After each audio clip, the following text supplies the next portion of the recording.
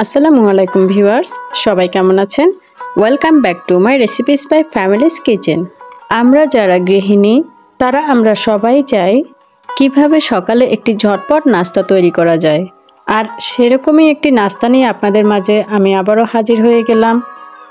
আর এই নাস্তাটি এতটাই কম সময় লাগে আর এতটাই টেস্টি, দেখতে হলে ভিডিওটি শেষ পর্যন্ত সাথেই থাকুন। আজ আমি এই ঝটপট সকালের নাস্তাটি তৈরি করব মাত্র 10 মিনিটে। Bread potato roll recipe. তো আমি প্রথমে এখানে 2 টেবিল চামচ রেগুলার রান্নার তেল দিয়েছি। এর মধ্যে একটি মাঝারি সাইজের পেঁয়াজ কুচি দিয়েছি। এই পেঁয়াজটাকে আমি বেশি ভাজবো না, শুধু একটু তেলের মধ্যে নরম হলেই এর মধ্যে দিয়ে দিলাম হলুদ গুঁড়ো। এর মধ্যে আমি মরিচের গুঁড়ো দিয়ে দিলাম। তো কিছুক্ষণ নাড়ার পর আলু কুচি করে দিয়েছি। আর এই আলুগুলো আমি একদম কুচি কুচি পাতলা পাতলা করে কেটে ভালো করে ধুয়ে পানি ঝরিয়ে নিয়েছি। পরিমাণ মতো লবণ দিয়ে দিলাম। একদমই অল্প উপকরণে আমি এটিকে ভেজে নেব। তবে হ্যাঁ, এই অল্প তেলেই আমি কিন্তু এটিকে পোড়া পোড়া করে ভেজে নেব। তো আপনারা চাইলে এখানে কাঁচামরিচও অ্যাড করতে পারেন। তো ঝালের পরিমাণটা বেশি হয়ে যাবে, যেহেতু আমার বাচ্চারা খাবে, তাই আমি এখানে আর কাঁচামরিচ অ্যাড করলাম না। আমি সামান্য একটু গুঁড়া মরিচ দিয়ে দিলাম। তো জালটা আমি মিডিয়াম টু লো এর মাঝামাঝি রেখেছি। তো পোড়া পোড়া আলু ভাজিটা করতে গেলে হাই হিটে দেওয়া যাবে না, অল্প আঁচে এভাবে নাড়তে হবে। তো কিছুক্ষণ পরপরই নেড়ে দিতে হবে, যেহেতু আমি এটা পোড়া পোড়া করব। আর নিচে দিয়ে যদি বেশি পোড়া লেগে যায় তখন কিন্তু এর টেস্টটা নষ্ট হয়ে যাবে, সেদিকটাও খেয়াল রাখতে হবে। রেসিপি ভালো লাগলে প্লিজ একটা লাইক দিয়ে দিবেন। আপনাদের মূল্যবান মতামত সম্পর্কে কমেন্ট সেকশনে জানাবেন। এই ধরনের সিম্পল রেসিপি পেতে অবশ্যই চ্যানেলটিকে সাবস্ক্রাইব করে পাশে থাকবেন।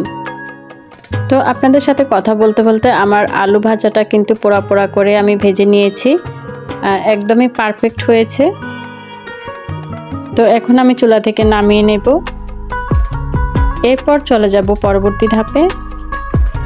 আজকের ব্রেড পটেটো রোলের জন্য আমি এখানে পাউরুটি নিয়ে নিলাম।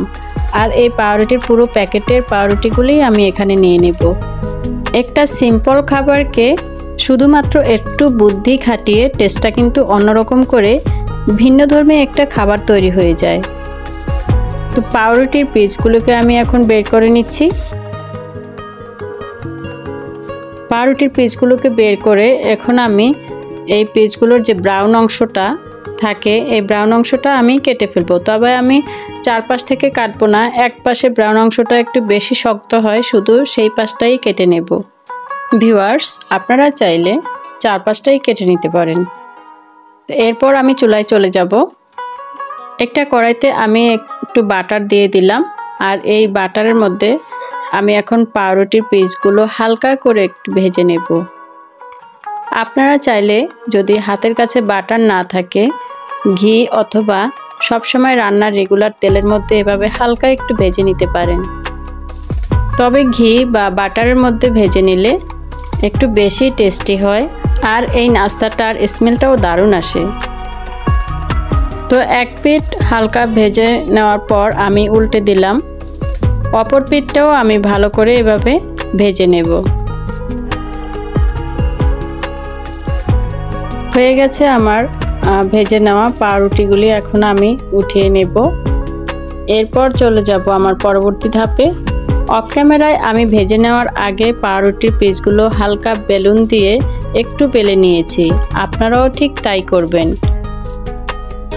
তো এখন আমি ব্রেডগুলোর ভিতরে যে আলু পোড়া পোড়া করে ভেজে রেখেছিলাম, সেই পোড়া পোড়া ভাজা আলুগুলো দিয়ে এভাবে রোল তৈরি করে নেব। সাইডটা আটকানোর জন্য আপনারা হালকা একটু পানি ইউজ করতে পারেন। তো এইভাবে আমি সবগুলো ব্রেড তৈরি করে নিলাম। যারা তেল ছাড়া খেতে পছন্দ করেন তারা এ পর্যায়েও খেয়ে নিতে পারেন গরম গরম থাকা অবস্থায়।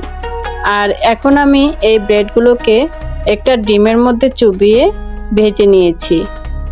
তো ব্রেডগুলো যখন আমি ডিমের মধ্যে চুবিয়ে ভেজে নিয়েছিলাম তখন সেই ভিডিওটুকু আমার স্কিপ হয়ে গেছে, সেজন্য আমি দুঃখিত। আপনারা কিন্তু অবশ্যই একবার হলো এভাবে ট্রাই করবেন, এতটা টেস্টি হয়েছে এই নাস্তাটা, আর একদমই কম সময় লাগে। আজকের মতো এ পর্যন্তই। সবাই ভালো থাকবেন। আল্লাহ হাফেজ। আসসালামু আলাইকুম।